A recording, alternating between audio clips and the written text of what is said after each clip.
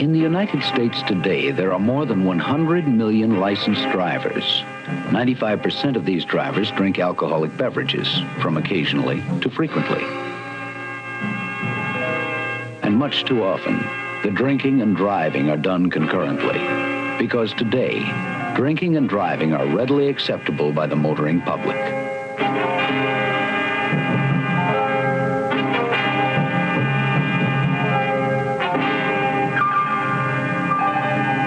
The majority of these drinking drivers are responsible people. But having lost control of their drinking, they sometimes lose control of their driving.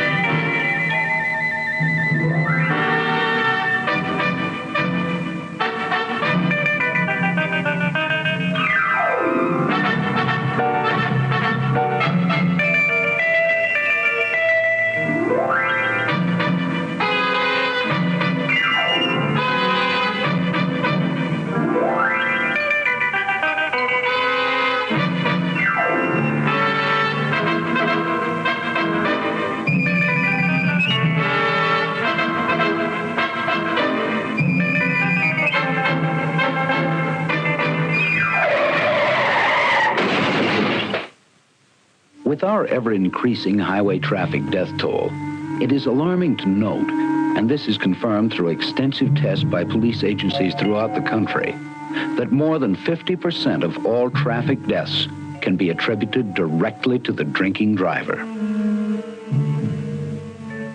The 20th century was less than 5 years old when the relationship of alcohol to vehicular death and injury was already a rapidly developing social and health problem.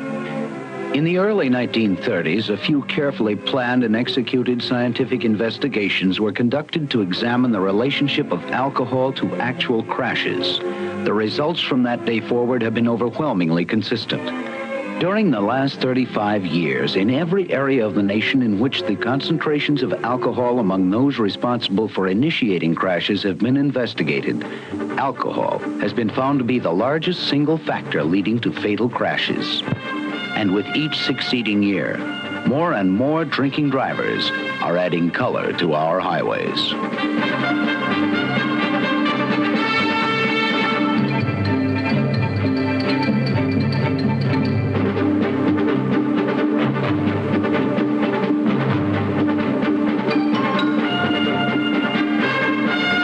Most people believe the time-worn slogan, "If you drink, don't drive," is outdated.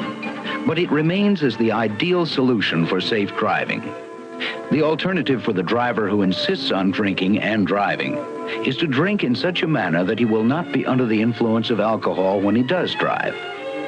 The foremost problem facing all motorists who drink and drive is that of determining what is a safe drinking level without being under the influence. This problem becomes more difficult because of the varying effects on individuals under different circumstances. Recognized as some of the most important variables are the drinker's weight. A large person may drink more than a small one without effect. The quantity of food in the stomach is a factor, for the presence of food lengthens the period of time that the alcohol takes to enter the bloodstream. The amount of alcohol consumed, the length of time over which it is consumed, and very importantly, the time elapsed since the last drink. Time is a significant factor because about 90% of the alcohol in the bloodstream is eliminated through oxidation and is accomplished chiefly by the liver. Normally, the liver can handle about 3/4 of an ounce of whiskey per hour. For this reason, most people are able to drink a beer or a highball each hour without increasing their blood alcohol level and hence do not become under the influence. The liver accomplishes this oxidation at a constant rate, which cannot be increased by black coffee, physical exercise, or cold showers. Contrary to the belief of many, alcohol is not a stimulant, but is medically classified as a drug, a depressant that acts as an anesthetic on the central nervous system. Beverage alcohol does not have to be digested before being used by the body. When alcohol reaches the stomach and intestines, it is absorbed directly into the blood vessels and carried through the bloodstream to all parts of the body, including all parts of the brain. Alcohol in the brain is responsible for its intoxicating effects, and the highest functional developments of the brain are the most sensitive to alcohol, causing impairment of judgment, attitude, and alertness. These are the most vital functions in the operation of a motor vehicle, and the impairment of them is the very core of the drinking and driving problem. We can't take too lightly the fact that these very important brain functions are impaired before the obvious signs of intoxication appear. It should be remembered by all drivers that it is unlawful in every state for a person under the influence of intoxicating liquor to operate a motor vehicle on a public highway. Rather than use the number of drinks of any given variety of alcoholic beverages as a measurement of intoxication, it has become customary for police agencies and medical examiners to express the blood alcohol concentrations in percentage by weight.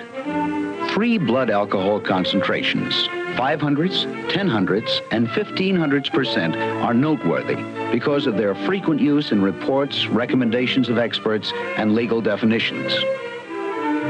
Levels below 500% are ordinarily regarded as inconsequential, and normally this level is reached by consuming 2 ounces of liquor. This doesn't mean that one cannot be impaired below this level, as proven by the fact that in Norway, the law considers 500% sufficient to render a person incapable of safe operation of a motor vehicle.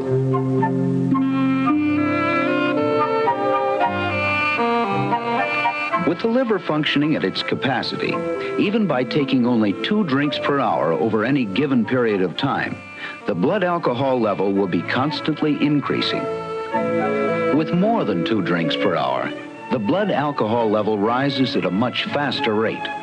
If an average-sized person has 5 or 6 drinks in a short period of time, his blood alcohol level will rise to 0.1% within 1 hour.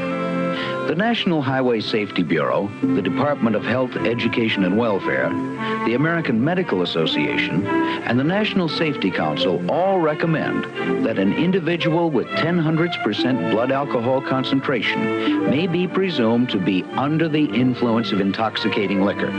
Some experts now contend that the figure should be 0.800%. Having consumed enough alcohol to reach a level of 0.1%, this concentration will last for a period of over 5 hours, at which most drivers are adversely affected with respect to highway safety.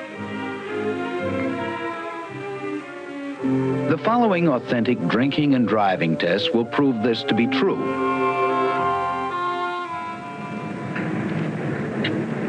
We, the Ohio State Highway Patrol, welcome the opportunity to cooperate in the various driving exercises performed by our patrolmen.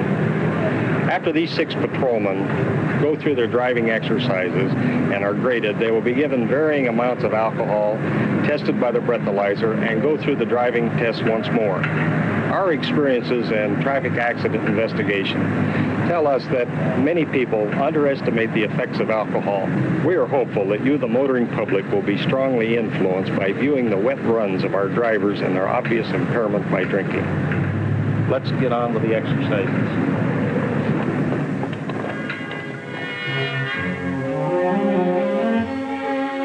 Traffic cones were set up immediately adjacent to the academy for the dry run segment of our driving exercises. The Ohio State Highway Patrol utilizes 10 events in its driving program, but we are using only 3 in our demonstration today.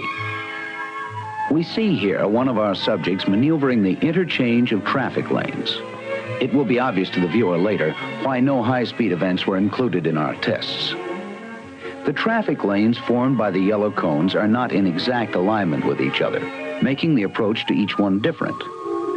The maneuvers in this event are used every day, and it is stressed that the driver use both hands on the steering wheel, palms down, and to turn the wheel in the overhand method.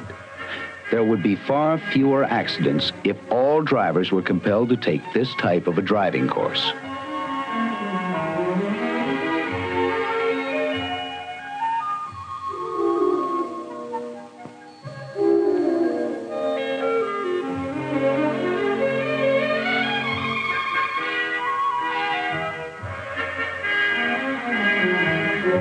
second exercise is termed pursuit turns and stresses 3 acceptable ways in which an automobile may be turned. They're demonstrated here and designated as the left side road turn,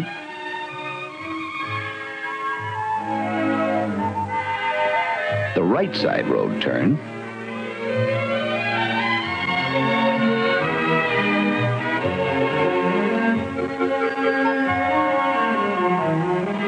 and the U-turn. The cones are so placed for the U-turn portion of this event that they emphasize precision handling of the car to complete the maneuver without touching any of the cones.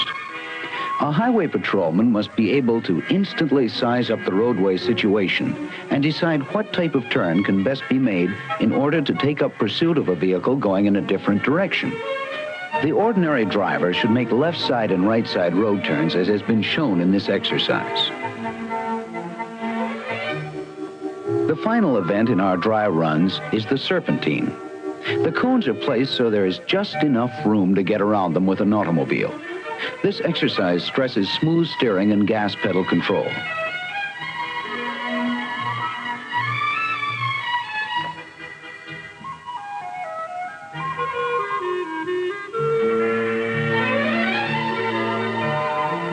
This event can be run both forward and reverse. One of the basic reasons for the patrol's driving program is to teach each individual proficiency in the handling of a motor vehicle. He must know where the extremities of the car are with respect to other vehicles, curbs, obstacles, and other objects. He should be able to visualize the exact path of the wheels, either forward or reverse, and to survey that path of travel. Time does not permit our showing all drivers in the dry runs, but 3 of our 6 subjects participated, and each was accompanied by a uniformed officer. In the Academy cafeteria, our 6 subjects were given a choice of gin, scotch, or bourbon. All 6 chose bourbon. Each subject was served a different amount. 8 ounces of 100 proof bourbon was the most served to any individual.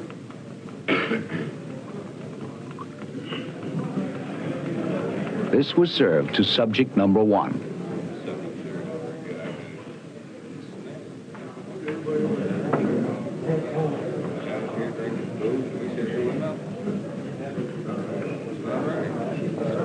Most of the subjects chose a carbonated mix for their drinks, and it might be well to note that carbonation gets the alcohol into the bloodstream faster. Some chose to use only ice with their bourbon. Our 6 subjects, although members of the Ohio State Highway Patrol, were dressed in civilian attire because of the nature of the experiment. Each was accompanied by a uniformed officer throughout the day. During the drinking session, the uniformed officers recorded all pertinent data regarding the times and quantities of alcohol consumed.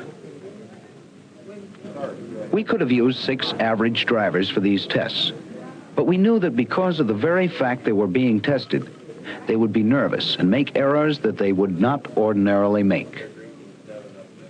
Fortunately, we were able to use these patrolmen. They all have a great amount of driving experience, most of them logging over 50,000 miles per year. In addition to this, they are accustomed to being tested on different phases of police work. So with the introduction of alcohol to these tests, any faults or errors made by these drivers can be attributed directly to the alcohol, rather than to nervousness or inexperience. By the time most of the alcohol had been consumed, our subjects had lost their serious attitude toward the test. One who doesn't ordinarily smoke began smoking. And one who was fearful of becoming ill decided it would be better if he didn't consume all of his allocation of liquor. Yeah, call it Rex.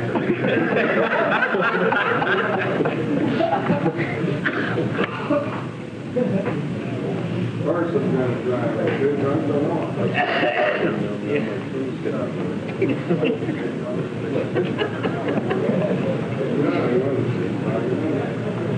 You want to take your coat off? Yeah, you want to take your coat off?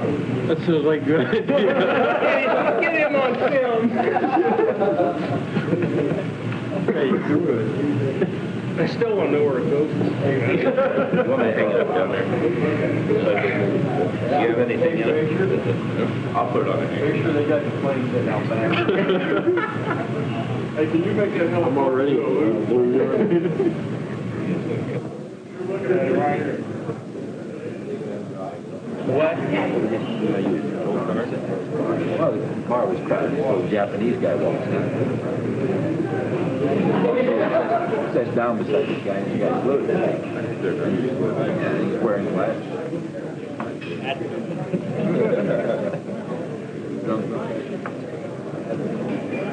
20 minutes elapsed before breathalyzer readings were taken.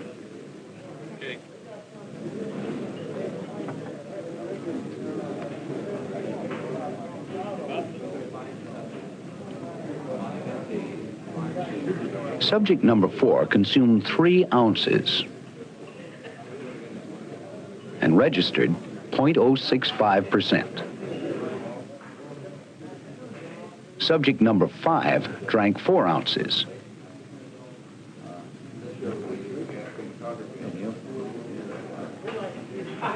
and registered a blood alcohol level of 0.071.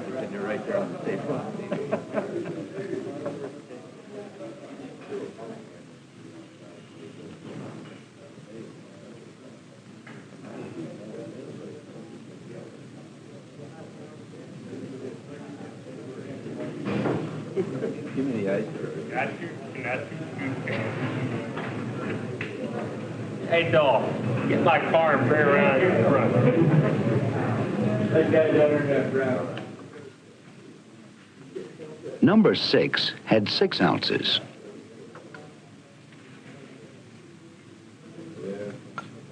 And was measured at 0.05.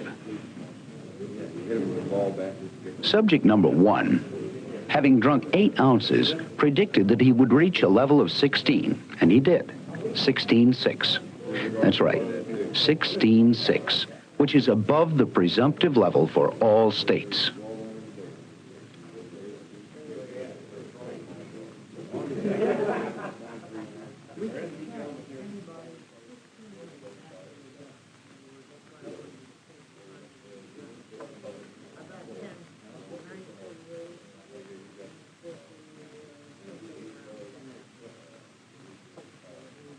Subject number 2 had a net 5 ounces and registered 0.097. Number 3 also consumed 5 ounces and reached a blood alcohol level of 0.098. After all breathalyzer readings had been recorded, we moved again to the driving test area.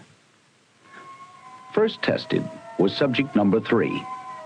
This took place 1 hour and 21 minutes after he had consumed 5 ounces of 100 proof bourbon. Note the jerky motion of this maneuver, caused by the subject riding the brakes. This exercise should be smooth throughout. Subject registered 0.098 prior to driving. This is below the presumptive level in nearly all states. This is subject number 1. 2 hours after consuming 8 ounces and registering a blood alcohol level of 16.6.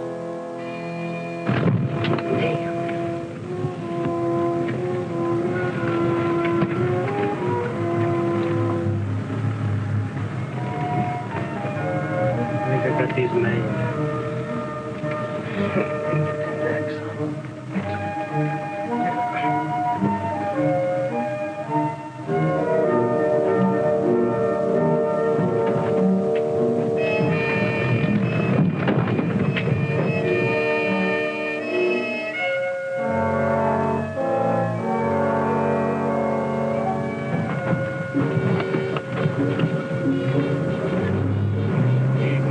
Subject number 6, apparently a slow reactor, registered 0.05, but once outside, said he could feel a greater effect of the alcohol.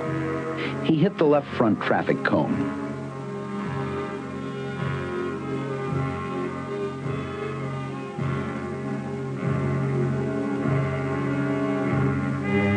Hit another cone.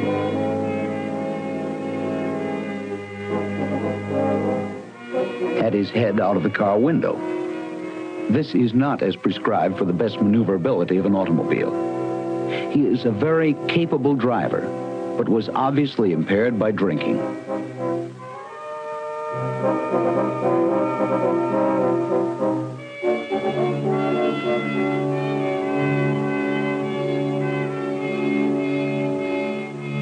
Subject number 2, who registered .097, did not use the turn signal for left turn.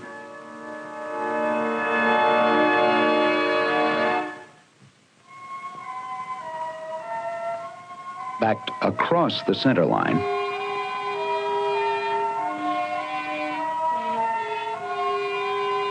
Tried to back up, but still had the car in drive.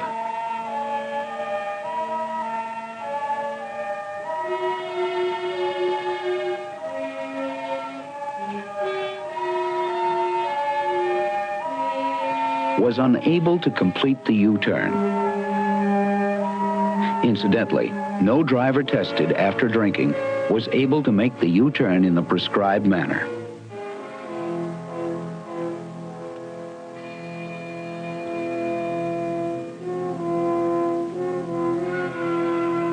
Number 5 knew the prescribed turns, but decided on a new location for their execution.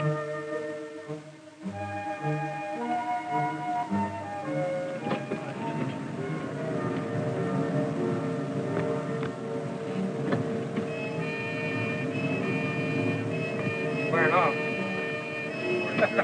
You missed the drive. That's the driveway we're supposed to use up there. What drive? That white Between those cones. I did, but you didn't listen.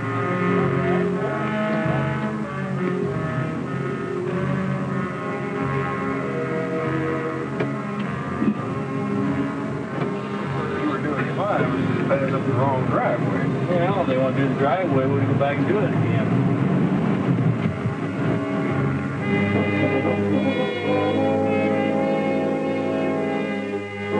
It was obvious on the serpentine runs that all drivers increased their speed on the wet runs over those they had made before drinking. Speed and the inability to sense the attitude or position of the car are primary causes for accidents after drinking alcohol.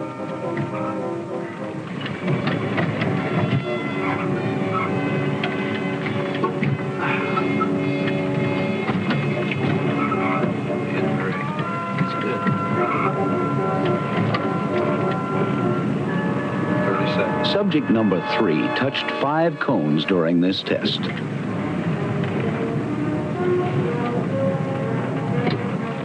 There's only one standing up. Let me knock down. You missed 2. Yeah.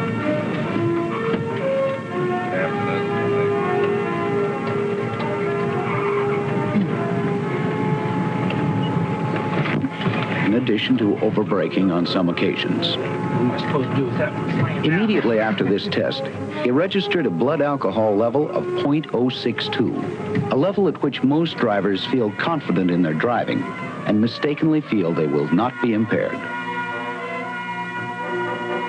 Nearly 3 hours had passed since number 1's last drink, but his driving capabilities were still greatly impaired.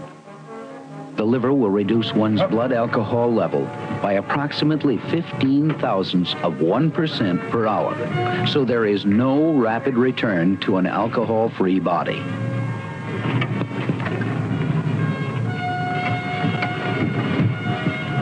On the forward segment of the serpentine, subject number 1 hit 7 traffic cones. Cut it back. Whoa. Back it around. Right back up.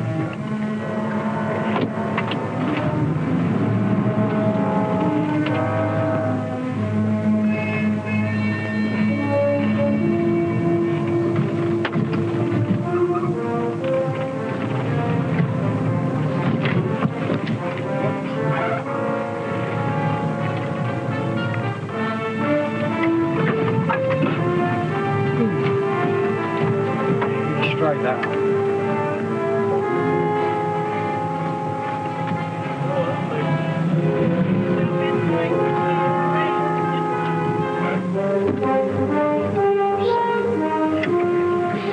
When he attempted to run the exercise in reverse, he played havoc with the cones, striking nearly all of them. Yeah, they want to be in the oven.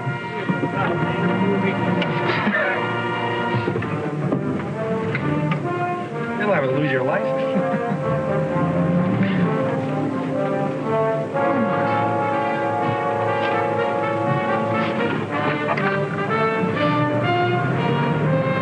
Well, he didn't get the last couple.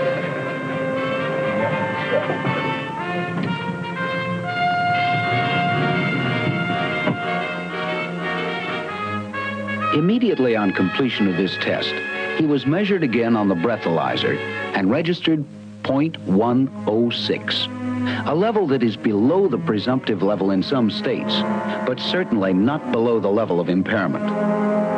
It was our objective in these demonstrations to prove that drivers are impaired at lower blood alcohol levels than most authorities realize, regardless of the amount of alcohol consumed. In a study conducted by the Department of Police Administration of Indiana University, it is proven that when the alcohol concentration reaches .06%, the probability of causing an accident is twice that of the alcohol-free driver. And at .10%, the probability is 6 times greater. When a driver's blood alcohol level reaches 0.15%, the possibility of the driver causing a traffic accident is an alarming 25 times greater than if his body were essentially alcohol-free.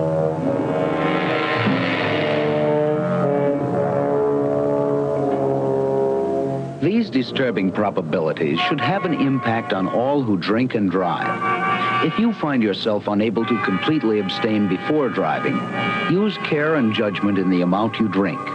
Pace yourself, or wait until your body is essentially alcohol-free before driving. It could save your life. And don't urge your friends to drink more or at a faster rate than they desire. Remember, the first effect of an alcoholic beverage is the feeling of well-being that impairs your judgment of the safe amount to drink. Think twice before you have that drink for the road. It may be your last.